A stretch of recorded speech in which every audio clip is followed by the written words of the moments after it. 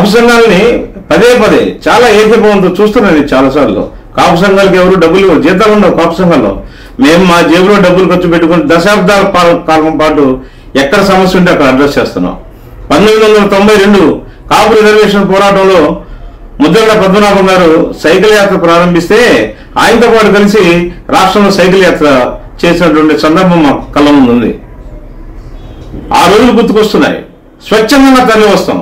జన సైనికులు కనుక ఎక్కడ మీటింగ్ ఉందంటే ఎవరి డబ్బులు వాళ్ళు పెట్టుకొని ₹1 ఆశించకుండా, భోజనాలు ఆశించకుండా, ట్రాన్స్పోర్ట్ ఆశించకుండా ఎలాగైతే మీరు వస్తారో కాపు సంఘంలో అలా నిస్వార్థంగా పనిచేసేటువంటి వ్యక్తులు చాలా ఉన్నాయని మర్చిపోవద్దని మీకు నిర్ణయించుకుంటున్నాను. కాపు సంఘాల బాధ్యత ఉంది. మేము స్పందించకపోతే కొన్ని పరిస్థితులు చక్కబడవు. అందుకని మేము స్పందిస్తాం. ఈ విషయాన్ని దృష్టిలో పెట్టుకొని నేను నా తోటి కాపు నాయకులందరూ మేము మాట్లాడుకుంటున్నాము ఈ 3-4 రోజుల్లో. అసలు ఏంటి ఈ పరిస్థితి, ఏంటి ఇటువంటి పరిస్థితి మళ్ళీ ఎదురైతే మనం ఏం చేయాలి, అసలు మన బాధ్యత ఏంటి అని చెప్పి రాష్ట్ర వ్యాప్తంగా కూడా కులం మీద స్వచ్ఛందంగా పనిచేసేటువంటి, ఎటువంటి ప్రలోభాలకు గురి కానటువంటి, ఎటువంటి రాజకీయాల ఒత్తిళ్లకు గురి కానటువంటి కొంతమంది సమూహం కలిసి, లేదు మనందరం ఒక కమిటీగా ఫామ్ అవ్వాలి, ఎవరికైనా ఎటువంటి అన్యాయం అనేది జరిగితే అని మనం ఖచ్చితంగా స్పందించాలి. ఎందుకు అన్యాయం జరుగుతుంది సార్, మీరే ఎందుకు పరిష్కరించాలి సార్ అని చెప్పి అడగచ్చు. సమాజం చాలా పొల్యూట్ అయిపోయింది. మధ్యవర్తిత్వం అనేటువంటిది తప్పనిసరి అవుతుంది. ఒక ఇల్లు అద్దెకిస్తే ఖాళీ చేయడు, పెళ్లి చేసుకుని నిర్లక్ష్యంగా వదిలేస్తాడు, రకరకాల దౌర్జన్యాలు. సమాజం మద్దతు అవసరం అవుతుంది. కాబట్టి కాపులందరూ కూడా ఐక్యంగా ఉండి కాపుల మీద ప్రత్యేకంగా ఎందుకు ఇటువంటి ఫోకస్ చేస్తున్నారు అని చెప్పనంటే, దురదృష్టవశాత్తు అగ్రవర్ణాల్లో ఉండి ఆర్థికంగా తక్కువ స్థితిలో ఉన్నటువంటిది మన కాపు సమాజం. నన్ను చాలా మంది నా మిత్రులు ప్రశ్నిస్తుంటారు, ఏమయ్యా నువ్వు ఇంత చదువుకున్నావు, ఫిజిక్స్, నువ్వు డాక్టరేట్, నువ్వు నీకు కులాలంటావు ఏంటని అడుగుతుంటారు. చాలా వినయంగా చెప్తున్నాను నేను. అగ్రవర్ణాల్లో ఉండి అగ్రవర్ణాల స్థాయిలో ఆర్థికంగా ఎదగలేనటువంటి కులం కాబట్టి కాపు కమ్యూనిటీకి సంబంధించినటువంటి కొంత సహకారం మేము చేయడానికి ముందుకు వస్తాం అన్నమాట. విద్యా విషయంలో కానీ, వైద్యంలో కానీ చాలా విషయాల్లో మాకు అందుబాటులో ఉన్నటువంటి వనరులతోటి మేము కొన్ని సహాయ కార్యక్రమాలు చేస్తూ ఉంటాం. ఎందుకు వివరణ ఇవ్వాల్సి వస్తుందంటే, ఇప్పుడున్నటువంటి వాళ్ళకి కాపు సంఘం అంటే చాలా కామెడీగా కనిపిస్తుంది. కాపు సంఘాలంటే దాన్ని ఏదో ఒక అంటరానిదానిగా చూస్తున్నారు, దాన్ని ఒక దయ్యంలాగా చూస్తున్నారు. అఫ్ కోర్స్ మీరు అట్లా అనడానికి కొంత అవకాశం కూడా ఉంది. చాలా లెటర్ హెడ్ తర్వాత ఐడెంటిటీ కార్డు వేసుకునేటువంటి కాపు సంఘాలు బయలుదేరుతున్నాయి. అవి డిస్ట్రిక్ట్ వైజ్, మండలాల వైజ్ కూడా ఫ్రాంచైజ్ ఆఫర్ ఇచ్చినట్టు ఇస్తున్నాయి. నేను మీ అందరికీ ఒకటే తెలియజేస్తాను, నేను ఎటువంటి కాపు సంఘం లేదు. నేను ఒక కాపు సైనికుని మాత్రమే. నా సోదరులు ఎక్కడైనా ఏ స్థితిలోనైనా కష్టంలో ఉన్నారు అని అంటే ఖచ్చితంగా నేను బయలుదేరిపోతాను. ఏ టైంలో సరే బయలుదేరిపోతాను. నాకు చేతనైనటువంటి సహాయం చేస్తాను. నా పోరాటాన్ని కొనసాగిస్తాను. ఇప్పుడు కూటమి ప్రభుత్వం ఉంది. చంద్రబాబు నాయుడు గారు సీఎంగా ఉన్నారు, డిప్యూటీ సీఎంగా పవన్ కళ్యాణ్ గారు ఉన్నారు. ఇప్పుడు నేను ఏమీ ప్రశ్నించాను. గత ప్రభుత్వంలో వైసీపీ ముఖ్యమంత్రి ఉన్నప్పుడు కూడా మా సమస్యల మీద అదే విధంగా నేను ప్రతిస్పందించాను, అలానే క్వశ్చన్ చేశాను.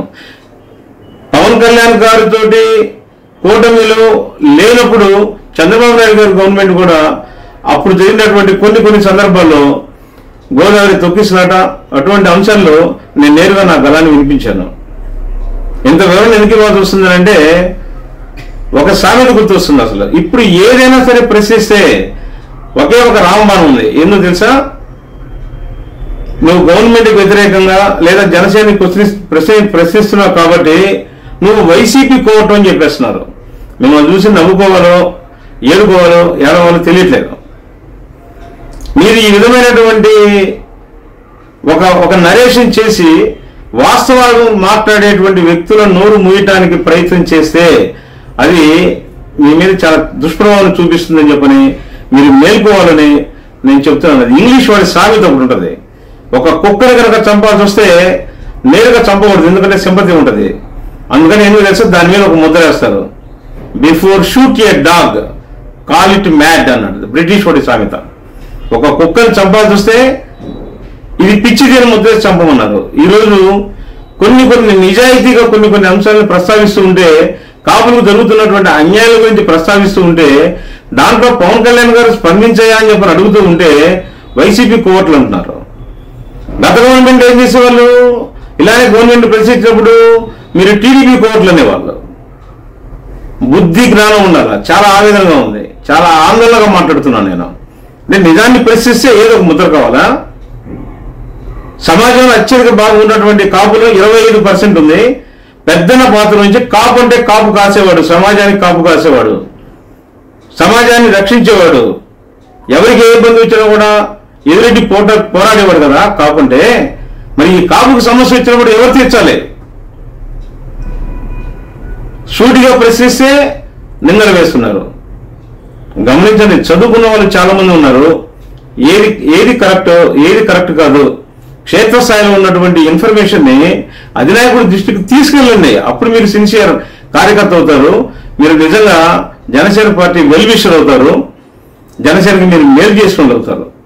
అంతేగాని ఎవరైనా మాట్లాడితే వెంటనే దాని మీదకి ఏదైనా స్టాంప్ వేద్దామని మచ్చలేని జీవితం గడిపాం.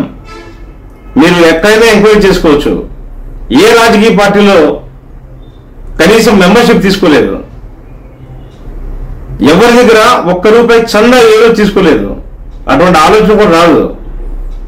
అలా పనిచేసేటువంటి వాడిని నేను ఎందుకు చెప్తానంటే ఇంత వివరంగా, దీనిలో దిగి ఒక తల్లి ఒక బిడ్డను కోల్పోయి 2 బిడ్డలు అంగవైకల్యంతో హాస్పిటల్లో కొట్టుమిట్టాడుతున్నారు. ఒక పక్క ఇంటి దగ్గర మృతురాలి భార్య, చంకలో 2 చిన్న పిల్లలు. ఈ విషయంలో ఎంత తీవ్రంగా ప్రయత్నించగలమో అంత తీవ్రంగా పోరాటం చేసి ముందుకు వస్తుంటే కొంతమంది, అందరూ అంటలేదు, చాలా మంది సహకరించారు. కొన్ని వందల ఫోన్లు రిసీవ్ చేసుకున్నాను నేను. విచిత్రం ఏంటంటే ఎన్ఆర్ఐలు ఫోన్ చేశారు, అన్న ఏంటి ఇది, మనం ఏమైనా చేయాలా, ఏమైనా హెల్ప్ చేయగలమా, మేము దూరంగా ఉన్నాం, మేము ఎన్ని చేయలేము, మేమేం సహాయం చేయాలని చెప్పని అడుగుతున్నారు.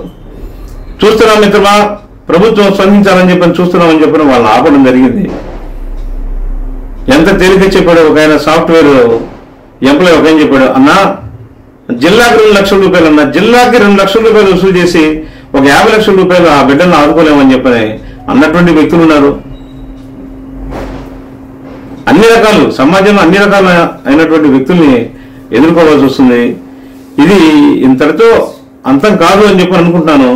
కాపులకి రాష్ట్ర స్థాయిలో ఎక్కడైనా సరే అన్యాయం జరిగే సందర్భం కనుక వస్తే మాత్రం మరొకసారి మీ సోషల్ మీడియా ద్వారా చెప్తున్నాను, ఖచ్చితంగా ప్రతిస్పందిస్తాం. మమ్మల్ని మేము రక్షించుకున్న తర్వాత సమాజానికి కాపు కద్దాం అనేటువంటి ఒక నిర్ణయానికి వచ్చాం. లైక్ మైండెడ్ పీపుల్ నాలాగా చాలా మంది కులం మీద అభిమానంతో, కులం మీద ప్రేమతోటి స్వచ్ఛందంగా ముందుకు వచ్చి వాళ్ళు కూడా ఈ పోరాటంలో పాల్గొనడం జరిగింది. లేకపోతే ఇది ఏ ఒక్కరి వల్ల, ఏ నలుగురి వల్ల కాదు. ఒక ఉప్పెనలాగా పొంగి ప్రభుత్వాన్ని తీసుకొచ్చి ఎక్కడో మారుమూల గ్రామం కందుకూరు నియోజకవర్గంలో గుడ్లూరు మండలంలో దారకంపాడు అనేటువంటి ఒక చిన్న కుగ్రామానికి ఈరోజు రాష్ట్ర మంత్రులు, అన్ని రాజకీయ పార్టీ నాయకులు కదలివచ్చారంటే ఆ సమస్య తీవ్రత అట్లాంటిది. మేము దాన్ని సమాజంలోకి తీసుకెళ్ళడానికి తీసుకున్నటువంటి చర్యలు అటువంటివి.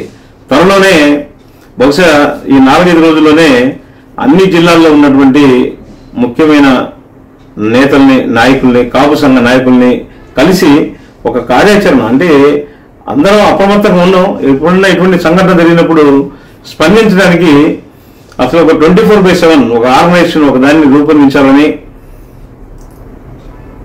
దానికి కొంత ఫండ్ మేమందరం స్వచ్ఛందంగా ముందుకు వచ్చి దాన్ని ఆ విధంగా రూపొందించామని చెప్పని అనుకుంటున్నాం. 4-5 రోజుల్లో దీనికి ఒక కార్యరూపాన్ని ఇస్తామని చెప్పని భావిస్తున్నాను. స్పందించినటువంటి గవర్నమెంట్కి, కుటుంబ సభ్యుల తరఫున, కాపు బలిజ సంఘం తరఫున హృదయపూర్వక నమస్కారాలు తెలియజేసుకుంటున్నాను. కాకపోతే అది అసంపూర్తిగా అనిపించింది. ప్రభుత్వం మరొకసారి పునరాలోచించాలి. ఆ అమ్మాయి చదువుకుంది, ఆ అమ్మాయికి ఏదైనా ఉద్యోగం ఇప్పిస్తే అది జీవితకాలం ఆ అమ్మాయికి భరోసాగా ఉంటుంది అనేటువంటి అభిప్రాయం ఉంది. ఎందుకంటే చేపలు పంచకూడదు, చేపలు పట్టడం నేర్పాలి. ఆ అమ్మాయి తన కాళ్ళ మీద నిలబడేటట్టుగా కనుక చేస్తే ఆ అమ్మాయి తన కుటుంబాన్ని పోషించుకుంటది అని నమ్ముతున్నాను. అలానే వాళ్ళకి ఇల్లు లేదు, వాళ్ళకి ఏదన్నా ఉండటానికి ఒక నివాసం ఏర్పాటు చేస్తే అది మరింత బాగుంటుందని ఈ మెసేజ్ ముఖ్యమంత్రి గారికి అలానే ఉప ముఖ్యమంత్రి పవన్ కళ్యాణ్ గారికి చేరుతుందని ఆశిస్తూ మేము చెప్పిన దాంట్లో వాస్తవం ఉందని కనుక అనిపిస్తే దయచేసి 2 అంశాలు మీరు పరిగణలోకి తీసుకుంటారని భావిస్తాను. ఇది మొత్తం ఒకవైపు అయితే, రెండవది సమాజంలో ఇటువంటి పునరావృతం కాకుండా ఉండాలంటే నిందితుల్ని తీవ్రంగా శిక్షించాలి, అలానే సత్వరం శిక్షించాలి. అప్పుడే ఇటువంటి పనులు చేయడానికి భయపడతారు. ఫాస్ట్ ట్రాక్ ఏర్పాటు చేశామని చెప్పారు. దాని మీద సంపూర్ణమైనటువంటి నివేదికను తెప్పించుకొని పూర్తి న్యాయం చేకూరుస్తారని ఆకాంక్షిస్తాను. మీ అందరికీ నమస్కారం. ఏలూరు ప్రసాద్, నసరాపేట.